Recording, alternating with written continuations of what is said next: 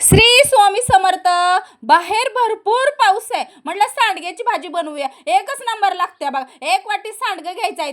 सांडगं कढईमध्ये टाकायचं आणि थोडंसं तेल सोडून सांडगं चांगलं भाजून घ्यायचं बघा. सांडगं आपलं चांगलं भाजलेलं आहे बघा. एका प्लेटमध्ये सांडगं काढलं. त्याच कढईमध्ये का नाही तेल गरम करायला ठेवलं. तेलाची पळी असते का नाही त्याने एक पळी तेल टाकलेलं आहे बघा. लगेच कांदा कापून घेतला आणि तेलामध्ये का नाही गरम झाल्यावर जिरे टाकले, हिंग टाकले, कढीपत्ता टाकला बघा. परतून घ्यायचं बघा. लगेच कांदा टाकायचा. कांद्याला पण चांगलं हलवत राहायचं. लगेच आहे ना अद्रक लसूण टाकलेलं आहे बघा. ते पण चांगलं हलवून घ्यायचं. परतलं की नाही एक नंबर लागते बघा तेलामध्ये. आणि लगेच त्याच्यामध्ये टोमॅटो टाकायचे. टोमॅटो पण टाकून चांगले परतून घ्यायचे आणि नमक टाकायचं बघा. नमक ना कसं लवकर मसाला आपला भाजला जातोय. लगेच हळद पावडर, तिखट पावडर आणि जे घरगुती मसाले होते का नाही ते टाकले आणि कोथिंबीर टाकली बघा आणि चांगलं हलवून घेतलं आणि जे भाजून घेतलेले सांडगे होते का नाही ते टाकायचे आणि चांगलं हलवायचं. त्यावर ताट झाकायचं बघा आणि कसं वाफ काढून घ्यायचे आणि लगेच पाणी गरम करायला ठेवायचं आणि पाणी गरम टाकायचं बघा. एक नंबर भाजी तयार होत्या. शेंगदाण्याचं कूट पण टाकलेलं आहे बघा आणि 5 मिनिटं चांगली सांडगे शिजू दिलं आणि भाजी एक नंबर आपली तयार झालेली आहे. आणि तुम्ही कुठून व्हिडिओ बघताय ते सांगायला विसरू नका आणि सबस्क्राईब करा बरं का.